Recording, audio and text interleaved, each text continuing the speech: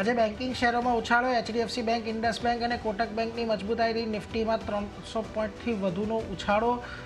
જો કે આઈટી શેર્સમાં આજે દબાણને કારણે નિફ્ટી રહ્યો ફ્લેટ, જ્યારે મિડ કેપ અને સ્મોલ કેપમાં પણ ગ્રોથ જોવા મળી. આઈટી સેક્ટરમાં વેચવાલી અટકવાનું નામ નથી લઈ રહી. અમેરિકામાં મંદીના ભયથી નિફ્ટી આઈટી ઇન્ડેક્સ ફરી 2% ઘટ્યો. સતત ચોથા દિવસે ઘટાડો. ટીસીએસ, ઇન્ફોસિસ, એચસીએલ ટેક જેવા દિગ્ગજ શેર 2 થી 3% ઘટ્યા. મિડકેપ આઈટી પર તો દબાણ વધ્યું.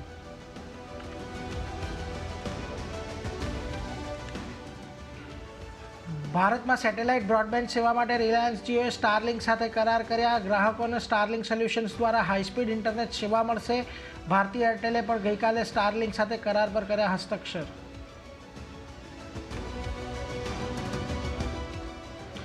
પાવર, ઓઇલ અને ગેસ શેરોમાં તેજી. નિફ્ટી ઓઇલ અને ગેસ ઇન્ડેક્સ લગભગ 1% મજબૂત. જીએસપીએલ, હિન્દ પેટ્રો 3 થી 5% વધ્યા.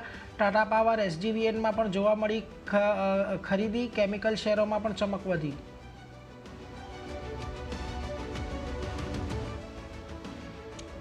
આજે આવશે ફેબ્રુઆરીના રિટેલ મોંઘવારી અને જાન્યુઆરીના આઈઆઈપી ગ્રોથના આંકડા. સીએનબીસી ટીવી 18ના અનુમાન મુજબ 4% નીચે રહી શકે છે રિટેલ મોંઘવારી દર. ત્યાં જ આઈઆઈપીની ગતિ પણ 3.2%થી વધી 3.4% થવાની આશા.